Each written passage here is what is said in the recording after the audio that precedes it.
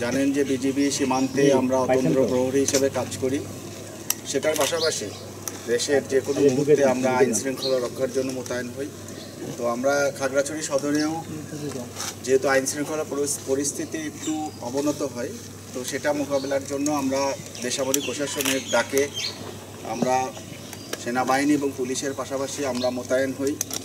এবং আমরা 27 তারিখে যখন আমাদের এখানে আইন শৃঙ্খলা পরিস্থিতির ব্যাপক অবনতি ঘটে, তখন আমরা আমাদের সর্বোচ্চ শক্তি দিয়ে আমরা মোতায়েন হই এবং আমরা খাগড়াছড়ি সদর এবং আমাদের এখানে যে আপনারা দেখছেন স্বনির্ভর বাজার এলাকা, যেখানে পাহাড়ি এবং বাঙালিদের দোকানপাট রয়েছে, এই এলাকায় আমরা মোতায়েন হই। তো এখানে ব্যাপক ভাঙচুর চালানোর একটা প্রস্তুতি নেওয়া হয়।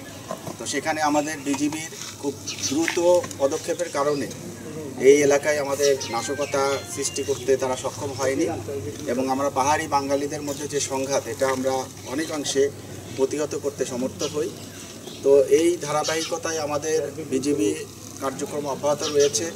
আমরা খাগড়াছড়ি সদর এবং আমাদের এর আশেপাশের এলাকায় আমাদের বিজিবির প্রায় 10 প্লাটুন সদস্য মোতায়েন আছে এবং স্ট্যান্ড বাই হিসাবে আরও 4 প্লাটুন সদস্য মোতায়েন রয়েছে। এবং গতকালকের ঘটনাও আপনারা জানেন যে গুইমারাতে আমাদের বিজিবি সদস্য এবং সেনাবাহিনীর ওপরে ইট পাটকেল নিক্ষেপ করার প্রেক্ষিতে আমাদের বিজিবির 4 জন সদস্য অফিসার সহ 4 জন সদস্য আহত হয়েছে। তো এই কারণে সার্বিক পরিস্থিতি এখনও নিয়ন্ত্রণে আমাদের রয়েছে। বা তার পাশাপাশি আমরা দিনে এবং রাতে খাগড়াছড়ি এলাকায় আমরা বিজিবির বিভিন্ন এলাকায় চেকপোস্ট তৈরি করেছি, যেখানে বিজিবি, সেনাবাহিনী, পুলিশ সকলে সম্মিলিতভাবে আমরা দায়িত্ব পালন করব এবং খাগড়াছড়ি এলাকায় শান্তি পুরোপুরি ফিরে না আসা পর্যন্ত এবং 144 ধারা না ওঠা পর্যন্ত আমাদের এই দায়িত্ব অব্যাহত থাকবে। এবং আমি আপনাদের মাধ্যমে একটি মেসেজই দিতে চাই, পাহাড়ে এই পার্বত্য এলাকায় আমরা ধর্ম, বর্ণ, জাতি নির্বিশেষে সকলেই আমরা বাংলাদেশি। তো আমাদের সকলের দায়িত্ব হবে এই এলাকার শান্তি সম্প্রীতি বজায় রাখা এবং এই পার্বত্য এলাকায় যাতে আমরা সকলে শান্তিতে সুন্দরভাবে বসবাস করতে পারি সেটা নিশ্চিত করা। এবং সেই লক্ষ্যে আমরা বিজিবি সর্বোচ্চ শক্তি নিয়োগ করব এবং আমরা সিভিল প্রশাসন সহ সেনাবাহিনীর পাশে আমরা আছি এবং আমরা সার্বক্ষণিক দিনে এবং রাতে আমাদের দায়িত্ব পালন করে যাচ্ছি। ধন্যবাদ।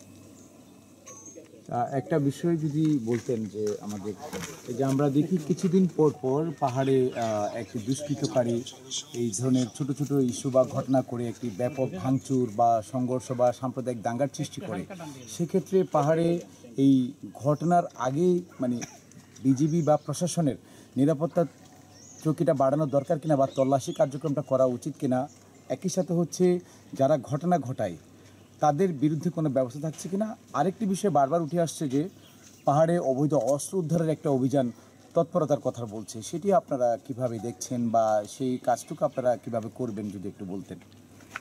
আপনারা আসলে আমি যেটা বলেছি আমার বক্তব্যে যে বিজিবি আমরা সীমান্ত রক্ষার দায়িত্বে নিয়োজিত আছি, পাশাপাশি আইন শৃঙ্খলা রক্ষাও করে যাচ্ছি। তো আমাদের এই পার্বত্য এলাকায় যে কিছু মহল তারা ষড়যন্ত্র করে অথবা বিভিন্ন কারণে এই এলাকাটাকে অস্থিতিশীল করার চেষ্টা করছে, তো এটা প্রতিহত করার জন্য বেসামরিক প্রশাসন, সেনাবাহিনী যেভাবে আমাদেরকে সহযোগিতা চাচ্ছে আমরা তাদের পাশে আছি। এবং অবৈধ অস্ত্র উদ্ধারের ক্ষেত্রেও যখন বিভিন্ন ধরনের স্পেশাল অপারেশন পরিচালনা হয় বিজিবি সেনাবাহিনীর সাথে থাকে, পাহাড়ে আমরা অপারেশন পরিচালনা করছি এবং সীমান্তেও আমরা কঠোর নজরদারি রেখেছি যাতে করে কোনো অবৈধ অস্ত্র আমাদের সীমান্তের ওপার থেকে আসতে না পারে। এবং আমাদের যারা অস্ত্রধারী সন্ত্রাসী আছে পাহাড়ে তাদের দিকেও আমরা গোয়েন্দা নজরদারি রাখছি এবং তাদের বিরুদ্ধেও আমাদের ব্যাপক অভিযান পরিচালিত হবে, এটাই আমাদের বর্তমান পরিকল্পনা। রামগড়ে যে 4 জন আপনাদের আহত হয়েছে, এই ঘটনায় কোনো মামলা হবে? রামগড়ে যে আমাদের যে আহত হয়েছে এটার বিরুদ্ধে অবশ্যই আইনানুগ ব্যবস্থা হবে। এটার জন্য তদন্ত কমিটিও গঠন হয়েছে আমাদের জেলা প্রশাসন থেকে এবং তদন্তের প্রেক্ষিতে যদি দোষী সাব্যস্ত পাওয়া যায় তাদের বিরুদ্ধে অবশ্যই আইনানুগ ব্যবস্থা গ্রহণ করা হবে। আজকে কোথাও অপ্রীতিকর ঘটনা ঘটছে কেন? এখন পর্যন্ত আমাদের জানা মতে আমাদের কঠোর অবস্থানের কারণে খাগড়াছড়ি এলাকার আশেপাশের এলাকায় কোথাও কোনো অপ্রীতিকর ঘটনা ঘটেনি এবং আমার বিশ্বাস যে আমরা আমাদের চেষ্টা অব্যাহত রেখেছি। যে অবরোধ ডাকা হয়েছে অবরোধটিও অতি দ্রুত এই এলাকা থেকে এটা প্রত্যাহার করা হবে এবং আমরাও 144 ধারা প্রত্যাহার করে নেব যদি অবরোধ প্রত্যাহার করা হয়, এবং সেই ক্ষেত্রে এলাকা শান্তি শৃঙ্খলা আবার স্বাভাবিক হবে বলে আমি আশা করি।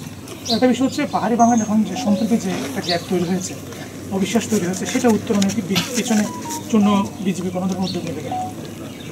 আসলে আমরা কিন্তু এই পার্বত্য এলাকায় বিজিবি, সেনাবাহিনী, আমরা সার্বক্ষণিক এবং বেসামরিক প্রশাসন আমরা চেষ্টা করে যাচ্ছি যে পাহাড়ি বাঙালি কোনো ভেদাভেদ যেন না থাকে, সবার মধ্যে একটা সুন্দর সম্প্রীতি এবং শান্তি বজায় থাকে। এই জন্য বিভিন্ন ধরনের প্রোগ্রাম, বিভিন্ন ধরনের প্যাসিফিকেশন কার্যক্রম আমরা পরিচালনা করে থাকি। আমরা শুধু পাহাড়ি বাঙালি কোনো ভেদাভেদ করি না, যখন যে কোনো সাহায্যের জন্য এগিয়ে আসে আমরা সকলের জন্য সমানভাবে আমরা কিন্তু এগিয়ে যাই। তো আমরা আমাদের প্রচেষ্টা অব্যাহত রেখেছি এবং আরও রাখবো ইনশাল্লাহ, যাতে করে পাহাড়ি বাঙালিদের মধ্যে এই সম্পর্কটা আরও সুসংহত হয় এবং আরও দৃঢ় হয়, এবং আমরা সবাই যেন পার্বত্য এলাকায় শান্তিপূর্ণভাবে এই এলাকার উন্নয়নের জন্য কাজ করতে পারি। আচ্ছা, আমার একটা প্রশ্ন আছে যে আপনি খাগড়াছড়ি জেলায় কোন কোন এলাকা এখনও আমাদের সীমানা তার কিংবা কোনো দেওয়া হয়নি?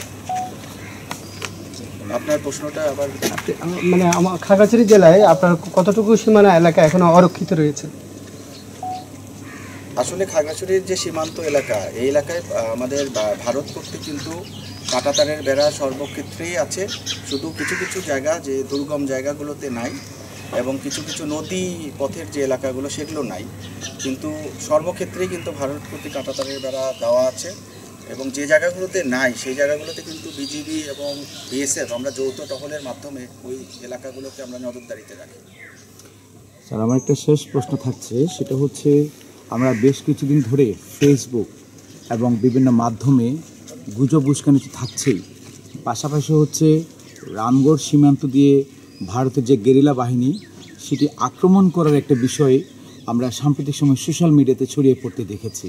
তো সেক্ষেত্রে জনমনে একটা আতঙ্ক, উদ্বেগ, উৎকণ্ঠা কাজ করছে যে এইসব ঘটনার সাথে গেরিলা বা ভারতের বিচ্ছিন্নতাবাদী যারা সংগঠন রয়েছে তারা পার্বত্য চট্টগ্রামে অ্যাটাক বা তারা এই একটা হামলা করতে পারে, সে বিষয়ে আপনাদের কোনো তথ্য আছে কিনা, এবং এই বিষয়ে আপনাদের আসলে জনমনের স্বস্তি ফেরাতে কি উদ্যোগ থাকছে? না, আসলে এই বিষয়গুলো নিছক এটা আপনারা প্রোপাগান্ডা হিসেবেই ধরতে পারেন, কারণ আপনারা জানেন ইদানিং সোশ্যাল মিডিয়াতে অনেক কিছু প্রচার হয় যেটার কোনোটাই আসলে বাস্তবসম্মত নয় বা সত্য নয়। কারণ আমরা আমাদের যে কোনো ধরনের এই ধরনের পরিস্থিতি মোকাবেলা করার জন্য আমরা সক্ষম। আমাদের সেনাবাহিনী, বিজিবি আমরা সর্বসময়ে আমরা কিন্তু কঠোর নজরদারিতে রেখেছি আমাদের সীমান্ত এলাকা এবং দুর্গম এলাকাগুলো। আমাদের টহল দিন রাত কিন্তু অব্যাহত রয়েছে। তো এই ধরনের কোনো তথ্য আসলে আমাদের কাছেও নেই, এবং এই ধরনের তথ্য যদি সোশ্যাল মিডিয়াতে প্রচার হয়েও থাকে এটা আমাদেরকে বিভ্রান্ত করার জন্য, ভীতি সৃষ্টি করার জন্য। বাট আমরা অলওয়েজ প্রস্তুত আছি যে কোনো পরিস্থিতি মোকাবেলা করার জন্য, এবং এই ধরনের কোনো পরিস্থিতির সংবাদ আমাদের কাছে নেই। ধন্যবাদ। চলো, ধন্যবাদ, থ্যাংক ইউ।